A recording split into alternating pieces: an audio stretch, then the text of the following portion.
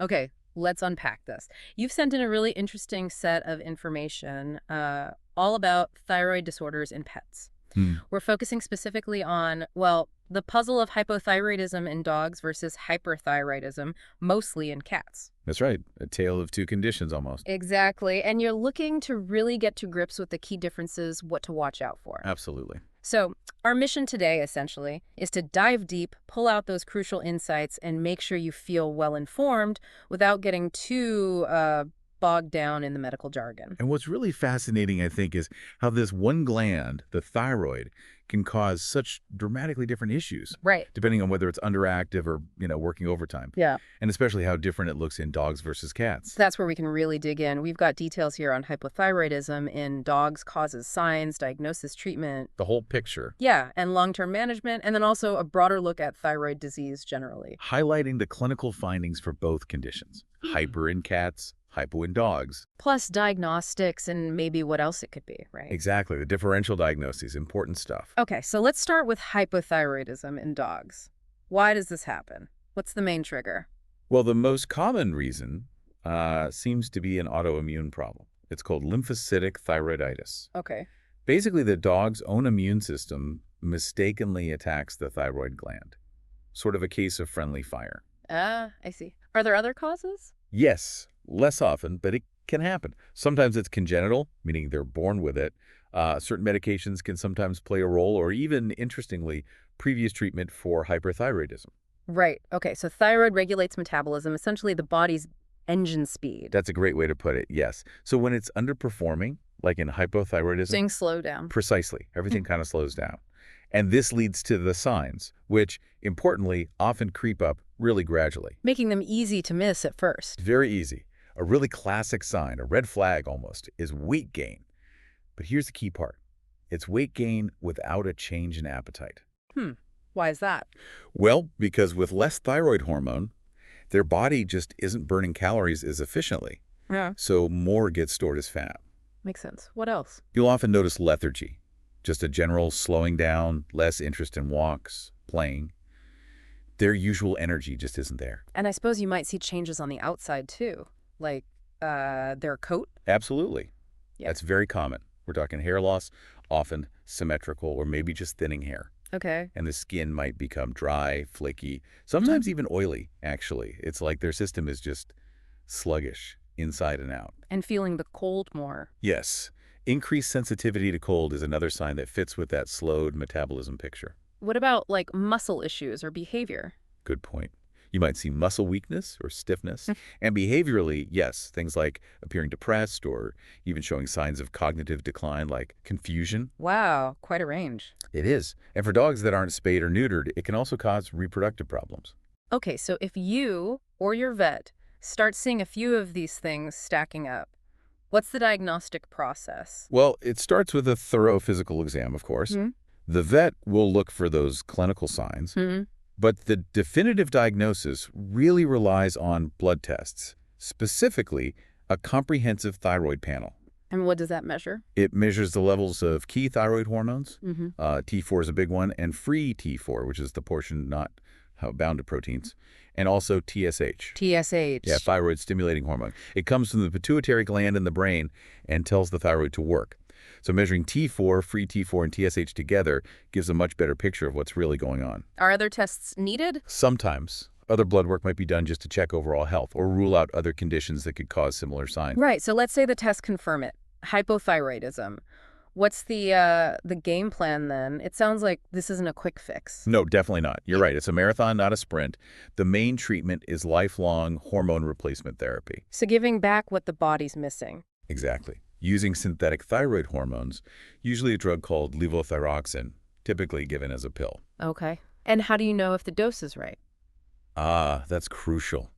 Regular blood tests are absolutely essential. They monitor the hormone levels to make sure the dose is correct, not too high, not too low.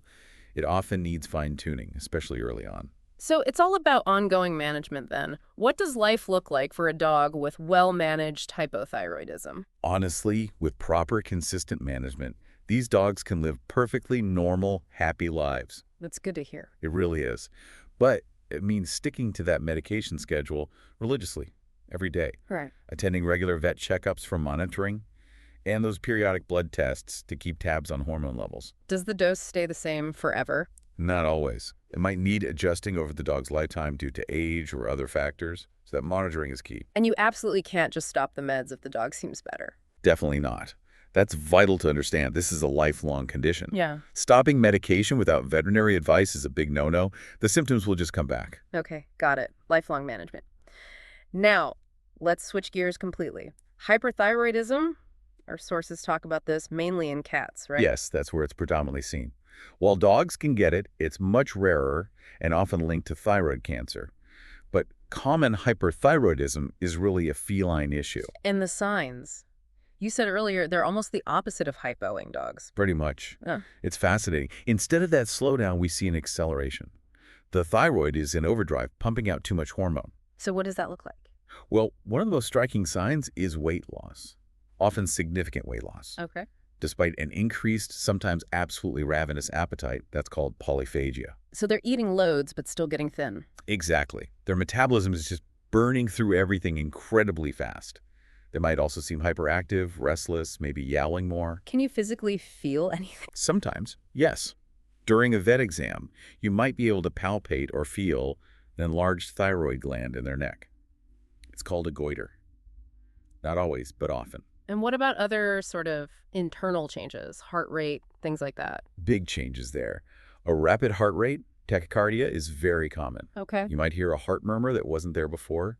Some cats experience vomiting or diarrhea too. Any behavioral shifts? Yes, definitely. They can become more irritable, sometimes even aggressive, which can be quite distressing for owners. I can imagine. You might also notice panting, which is unusual for cats at rest, maybe faster nail growth. And hair loss, alopecia, can happen too, though maybe less patterned than in dogs. Wow. Are there other signs, maybe less common ones? Yes, quite a few actually. Right. Increased drinking and urination, polyuria, and polydipsia, or PUPD for short.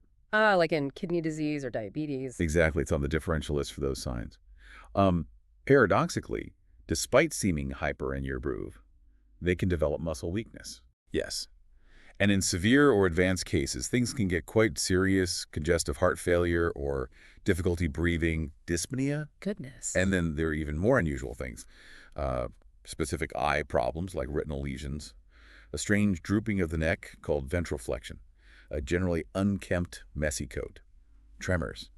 And very late in the disease, sometimes the appetite actually decreases, that's anorexia, Yeah. and they might actively avoid heat. It sounds like a really dramatic condition. It absolutely can be. It puts a huge strain on their whole system. So, if we put them side by side, hypo in dogs, weight gain, low energy, slow down. Hyper in cats, weight loss despite eating loads, high energy, system in overdrive. That's the core contrast, yes. Very different clinical pictures driven by the same gland behaving oppositely. And even the skin issues differ. They do seem to.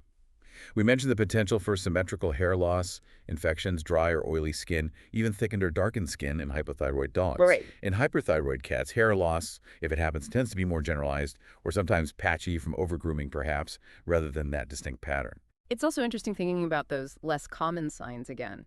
Like you mentioned, dogs with hypo might have a slower heart rate, bradycardia? Correct.